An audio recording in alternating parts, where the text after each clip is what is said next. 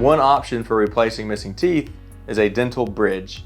A bridge is essentially a way of using adjacent teeth to hold a tooth up. So you replace a tooth by crowning the adjacent teeth. So crowns will permanently cement to the adjacent teeth, and they hold up a solid crown right in the middle. And that crown gently presses on your gums. It looks just like a tooth coming out of the gums.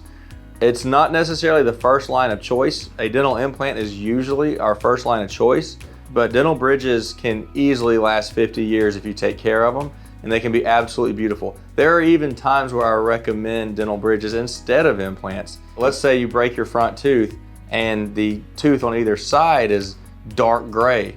Well, sometimes we can actually just do a bridge instead of an implant, which means we crown the adjacent teeth and now they're not gray, now they're a bright, beautiful color and they match the tooth they're holding up. So dental bridges are not something to be afraid of. They can be absolutely beautiful and they can be a lifelong fix in the right situation.